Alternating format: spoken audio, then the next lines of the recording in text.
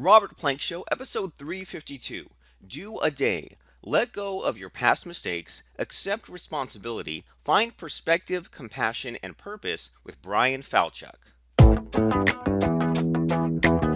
Hey everyone, and thanks for listening. We're talking right now with Bryan Falchuk, and Bryan has an amazing story because he went from being obese and depressed to running marathons. He's faced nearly losing his wife to illness while their young son watched. He became vegan in just one day. He got his master's from a top school and rose to a senior executive position in a successful business. Bryan has transformed his life, and he's developed an approach to help others do the same that he teaches in his best-selling book, Do a Day, and he's here today to share that philosophy with all of you. So, Bryan, good to be talking to you. Thanks so much for having me, Robert. I'm glad that you're here. So, can you sort of tell us about this book and this idea that you have for us? Yeah, so do a day is a philosophy that I've been using myself in things that I've wanted to accomplish or overcome in life. And I started using it to coach people about 5, 6 years ago, 6 years ago. It was 2011. And it essentially is a way to, it's very similar to mindfulness, but it's a way to let go of mistakes or bad choices we've made in the past and all the judgment that we carry forward with us and we lay on top of ourselves, but also to stay free of the anxiety and the anticipation of everything that's yet to come, whether good or bad. And being free of those two, before and after kind of feelings allows us to focus on what we're doing right here, right now, in support of our goals, the things we want to achieve, the way we want to be better, so we can actually succeed.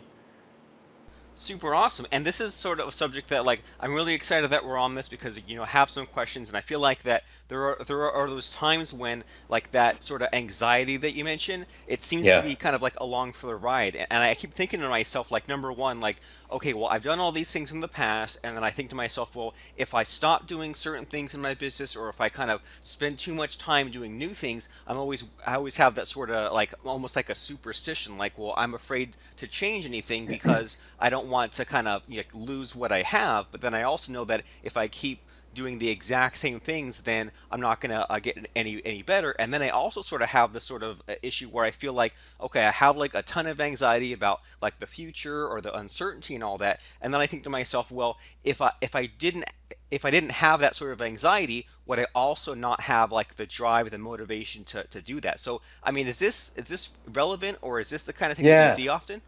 No, those are the things that people struggle with. And I would layer on top of that the idea that, some people will push back saying, well, having that anxiety or that fear or concern or whatever about the future allows me to protect myself against the bad stuff. So maybe it's in a business setting, it's about disaster planning or, preparing for the worst. In your personal life, maybe you feel like you're protecting yourself from someone hurting you.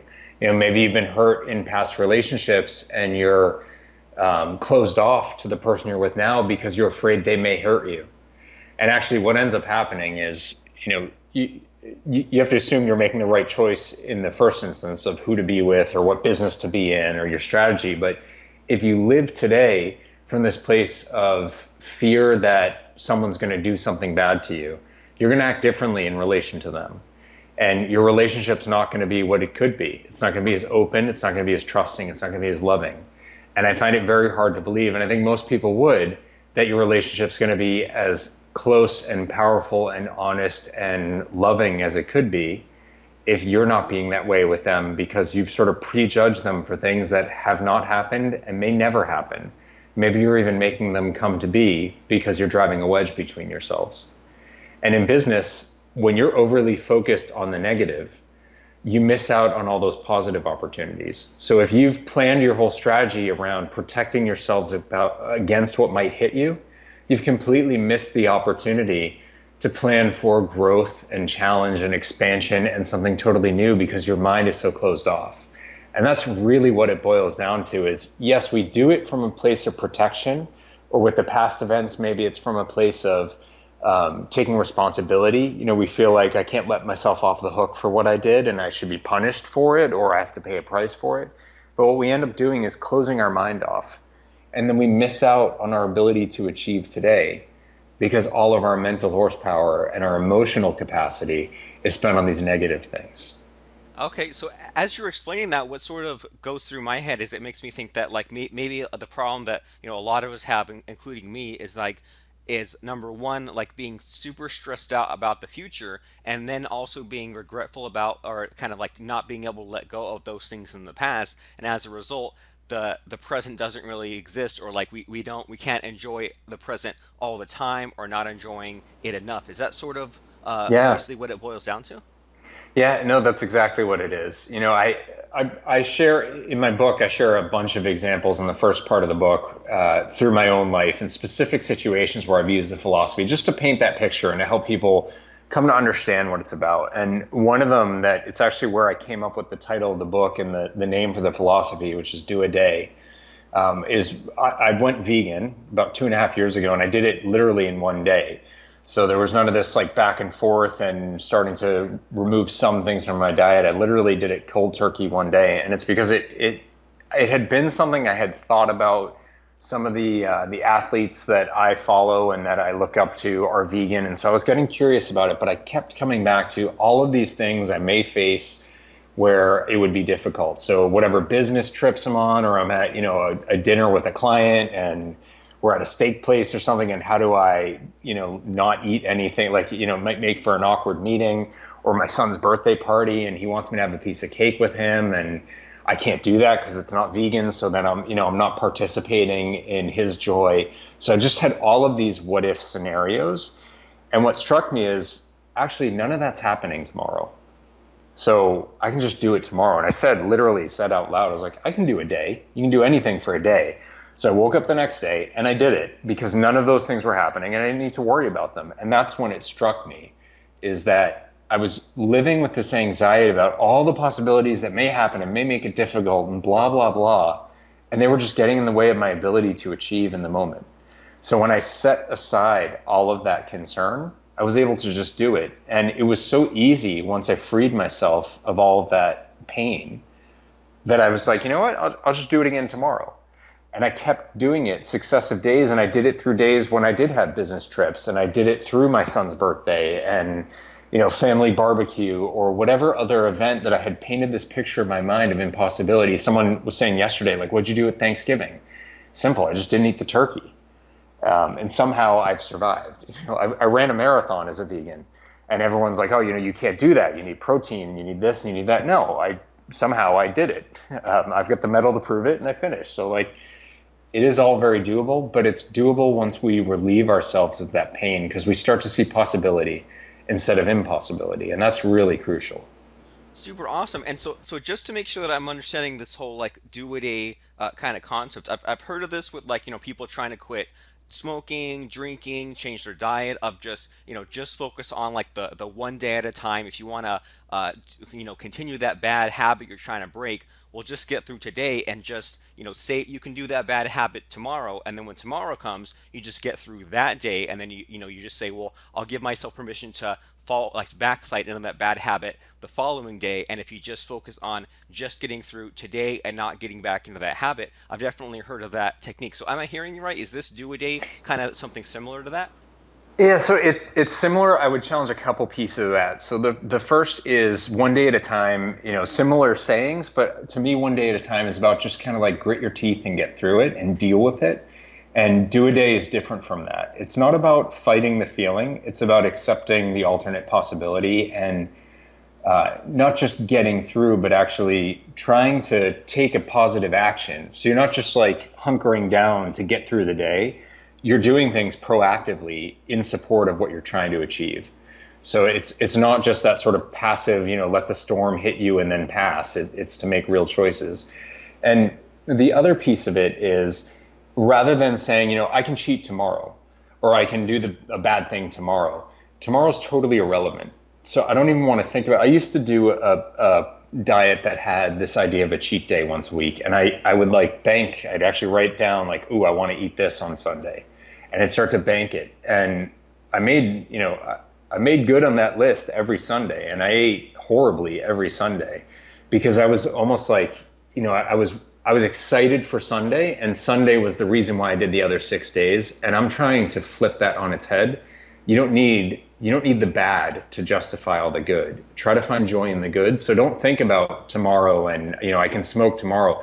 You're not in tomorrow right now. So today we're not going to smoke and everything else is irrelevant. And by the way, if you smoked yesterday, that's okay. You haven't thrown it all away. You don't need to go right back to smoking 3 packs a day or whatever you used to do.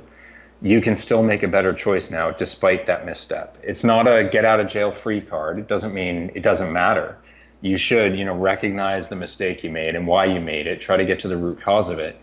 But you don't live in the agony. It's the freedom of those past mistakes and that judgment, because you're probably going to end up in the wrong place if you continue with that negativity. That makes a lot of sense. And as you were explaining that, like the Sunday cheat day and like throughout the week, sort of like banking those lists of like, ooh, here's this one unhealthy food I'm going to eat. Here's some more bad food I'm going to eat. And it kind of reminded me of like, how a lot of people who are like employees and things like that who just basically live for the weekend, right? They just wait around for Friday afternoon and all week long, that's really that's all their mind, and they're missing out on, you know, things they could be doing to kind of enjoy the present moment. And so sort of Yeah. like since we've been talking about like this whole idea of, like changing a habit or changing your behavior, whatever it is. So it's interesting that in with the when you converted to veganism, I don't know if they call it converting, but I just that's just how it sounded. But like when you switched to that vegan diet, you did it instantly, cold turkey. And so like, was there a reason for that, or like are there times when you want to just kind of like make a drastic change versus like a little small change, or like how do you make that sort of judgment? Yeah, it's an interesting question. I'm not sure that I ever weigh the gravity of the change, and that's just part of who I am. So, what we haven't talked about is the why. So, for all of these changes, all the things you want to overcome, if you want to actually get there, you need to know why you're doing it. So, I talk a lot in my book and in a lot of the coaching work that I do. I talk a lot about motivation, and we have to find a real, true, underlying, enduring motivation. Once you know why you do things, it's a lot easier to get them done. So if you know your purpose, for me, it's around my role as a father. I love my son more than anything, and my responsibility to him is the most important thing that I have in my life. And it's not going anywhere. This isn't about losing weight for a high school reunion or beach season or something like that. This isn't about doing well at work so that you can get that big raise you've been gunning for or a promotion you want. It's nothing that's that short term, because once those things are done, where's your motivation? Why are you going to keep doing things? So for me, it's around my responsibility to my son and the kind of parent I want to be, which includes being happy and being healthy and being a good role model of the kinds of choices I want him to make for himself. So he's not vegan. I don't mind if he's not vegan. That's for him to decide as he grows up. But I do want him to see, my father's healthy. He's happy. He makes smart food choices. He makes smart exercise and activity choices. That those are important things for me to show him, and also just for my own wellness to be around and to be able to participate in his life. I need to be happy and healthy and all that. So I did it. I was curious about it, but the driving factor for me was, really, how do I solidify my health even further so I can be there for him and be a better role model for him? And that's a really powerful kind of feeling. And that's why I don't worry about whether it's a big thing or a little thing. If it ties back to my role as his father, the size of the change is less relevant than the benefit of it. And that's where I end up focusing. Okay, and so you mentioned sort of in there that that you like the long-term aspect of it, and it sounds like you also like the aspect of it that's like somehow like benefiting others, right? Like setting a good example for your son as opposed to just sort of those selfish goals. And so like, I mean, do you have any kind of like criteria or something like that to like make sure that your why is the right why, or when you coach people or you see other situation, and maybe do they sometimes have like the wrong reason for doing things, and is there a way to correct that?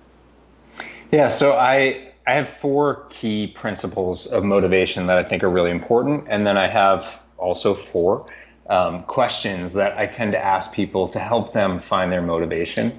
So the four things that I think are really crucial to have in a meaningful motivation that's going to keep you going is the first is it's got to be deep within you. So not something external to you, not something that is kind of frivolous, but something that's really deep within you. For me, it's about my son. You don't have to be a parent to have that. For other people, it can be, maybe it's someone who struggles with a chronic illness or an autoimmune condition, and it's about survival and in being able to enjoy their life. So they make choices that contribute to their actual ability to partake in their life. But it's got to be something deep and profound within you.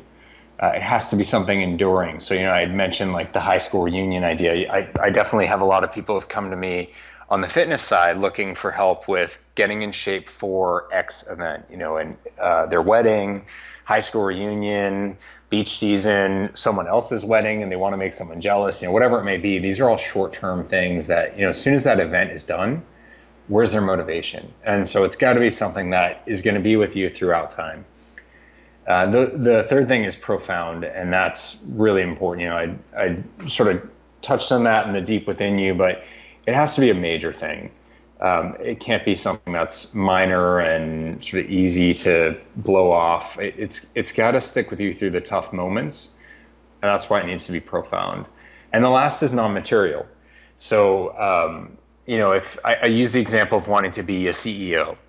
So CEOs tend to be really well paid. So if your reason for wanting to be CEO is to make a lot of money, again, like that high school reunion idea, what happens when you get a lot of money? Do you stop wanting to be CEO? Do you stop caring about leading the business and inspiring people and bringing change and growth and all the good things a CEO can do?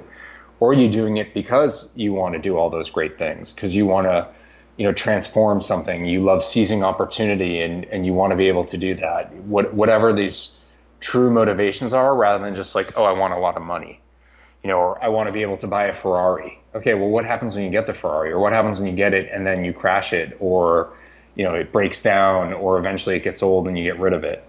You don't have any motivation left. So non-material, I think, is really important. So deep within you, enduring, profound, non-material. And then there's 4 questions that I go into in the book. They're deep introspective questions that take people time to answer. If I had to sum it up into one question, it's, what will you always care about no matter what? And what we're trying to get at is like, what's really, truly deep down in you, the most important thing driving you?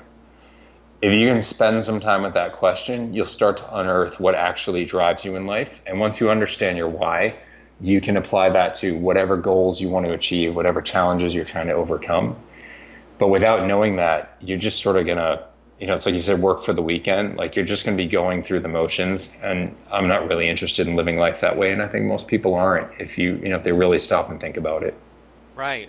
And so yeah, and it sounds like with these principles and these questions, it sort of avoids a lot of those traps, like you said, like just kind of being stuck in zombie mode, the day-to-day thing. And then what I sort of was hearing a lot of in there was like, it sounds like it sort of overcomes the that whole like having the wrong sort of motivator, like your motivator is to like all show them or to make someone jealous. And I mean, I think we've all kind of seen people around us who maybe when they had the wrong motivation, or their motivation was to hurt someone or to get away from something, a lot of the times they kind of end up being the thing that they hate, or they end up being the thing that they were trying to not be. And so it sounds like a really good way to avoid that. And as you were kind of saying all that, what was sort of clicking in my head was that like the Tony Robbins like 6 human needs stuff, right? How there's like the significance and variety, and then love and certainty, uncertainty, love, and significance, which are like okay, but sort of shallow. But then once you get into like the growth and contribution, then those are all those things that you mentioned in those key principles. Like there's something that it's like profound and lasting, but also not something that's just sort of shallow and fleeting, like getting a Ferrari. It's more about like what lifestyle you'll build and what how you'll help other people's lives. And so it's sort of like hitting on all the right kind of notes there. And so you mentioned there that for example, some of these introspective questions are things that sort of need to be spaced out. And I'm looking at the table of contents of Do a Day right now, and I see that you kind of have it in like a 2 week sort of format. So is this the kind of thing where people should like get your book and then read, like just kind of go through it one chapter per day, like read the first chapter on day 1, next chapter on day 2, that sort of thing? Yeah, it doesn't. You don't have to read it that way. I do. I title the chapters days to fit with the whole idea of do a day. Not everyone has time to dedicate to just sitting down and reading it. What I've been hearing from readers is I got your book. I opened it thinking I just read the intro and see what it's about, and I pick it up again tomorrow. And next thing I know, an hour and a half's gone, and I've read the whole book. So however you want to read it, you're welcome to read it. The reason why they're separated into days is, aside from just, sort of fitting with the title of the book, it's that each one is discrete in the first part. So they're different situations or days where I've applied the philosophy. So that's that whole first part of the book, is whether it's about weight loss. And I used to be about 100 pounds overweight, so I've dealt with obesity, conquering the marathon, becoming vegan, being a parent. You had mentioned my wife's chronic illness. There's a bunch of things in there that I talk through, problems at work, etc. The second section of the book is two chapters, one on motivation and one on goal setting. So once you figure out your why, then you need to point it in the direction of something you want to achieve. And it's really important to structure that achievement in a way that sets you up for success. And then the last section is three chapters just to help you with some practical applications of the philosophy, just to give you a jump start. And the first two are the most common ones that people have come to me about. And that's about eating better and about their physical fitness. I should say, since putting the book out, almost everyone that's come to me has been about their career. So if I were to write this again today, I would probably have a third chapter that's specifically about finding that dream job. And then the last chapter is really, it's sort of a catch-all for a bunch of other life situations that I haven't talked about in the book. And it's sort of like a quick use table to give you some thoughts of how you might apply do a day in those situations, like divorce, moving. Some of them are really big, some of them are really small. The loss of a loved one, the death of someone close to you, really whatever it may be. But there are situations that I've seen in people that I coach, or people who've reached out to me and shared a bit of their story. And I just want to give a little bit of help at the end of the book for people to take forward. Man, this sounds amazing. So basically, the big picture, the structure that you've kind of explained here is that it's important to figure out your why and then kind of point yourself to a goal. And then there's the part in the book where you kind of help people get a jump start on that and fill in the blanks of kind of applying that and doing the day-to-day stuff. And then you have to explain these things, you have these different kind of scenarios that you found yourself in, and then near the end you have it. It almost sounds kind of like a cookbook for life or something, where like, okay, here's how to get through a divorce or moving or death and loss. And so sort of as I'm sort of hearing about all these tools that you have, to kind of go around full circle and kind of get back to that problem that we opened up in the beginning of our conversation here, about how like it seems really tough on some days are better than others, or sometimes there's the past regret or the future stress. And so I mean, what's sort of the key to solving this thing? Is it a matter of like having those goals and having that fulfillment, or kind of making those positive changes in our life, or like retraining ourselves, or like how do we kind of get over some of like that paralyzing stress and that kind of stuff? Yeah, it's a great point, and I think you summed up the book really well. I love that cookbook for life idea. I may steal that. Go for it. So yeah, so how do we get through, especially when things get tough? Well, the first thing I'd say is nobody's perfect, and this is not black and white, and that includes me. I struggle with this myself, and I stay mindful of the approach, especially as I teach it to others. What good would I be if I don't live it myself? So I think that's really important, but I definitely have my ups and downs.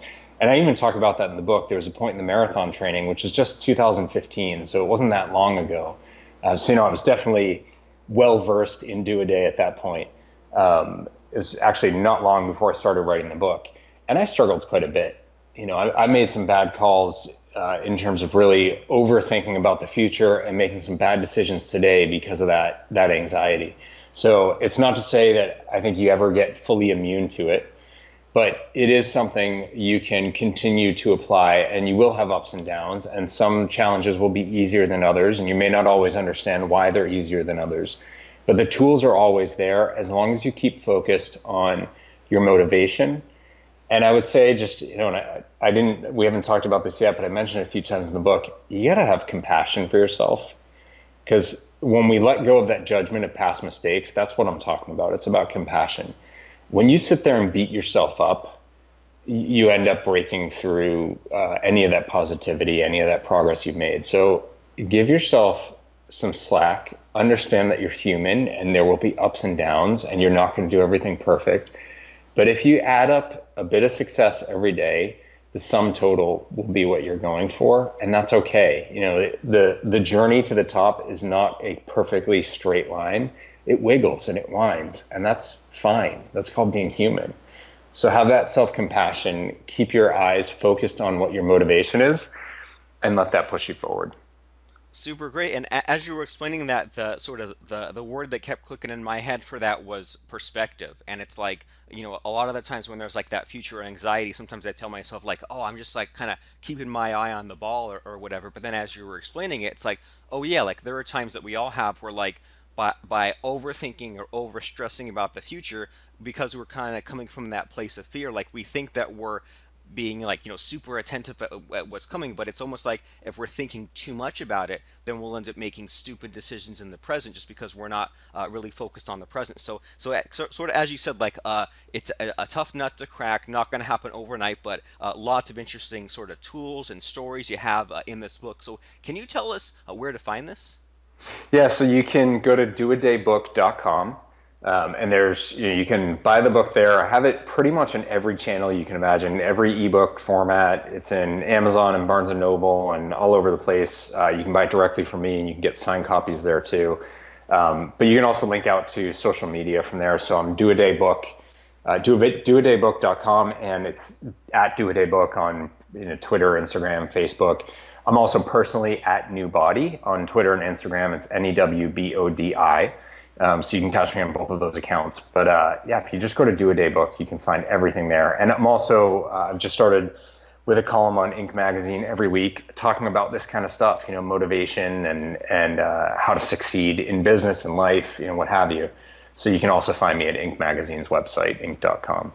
Super cool, and we will put a link to your Inc. magazine articles in the show notes, and make sure that everyone listening go to doadaybook.com. That's DOADAYBOOK.com to get this sort of 14-day action plan. But as Bryan said, you can do it once per day, or if you start reading it and you can't put it down, feel free to blow all the way through it. This sounds like an amazing resource that everyone needs to have if they've ever kind of had struggle dealing with that whole road to success. As you said, it's not always a straight line. Oh, it's never a straight line, right? Always ups and downs. If you're always having, or if you're having trouble with either regret or stress or motivation, or wondering, what the heck am I doing here? Or what does it all mean? Or am I making the right choice? Or do I have that doubt? Basically being human. So if you're a human, you need this book. So go to doadaybook.com and grab it. And so thanks for being on the show today, Mr. Bryan, and kind of explaining to us some of these tools and these insights you've had, as well as your own stories that kind of break through anything from weight loss or building a business or being more fit or eating better or having a better life. It sounds like it is all in there. So everyone should go get the Do a Day book. And thanks, Mr. Bryan, for hopping on and explaining this stuff to us. Thanks so much, Robert. I had fun. Go right now to robertplank.com/iTunes to subscribe to the show, listen to other episodes, and rate and review the show.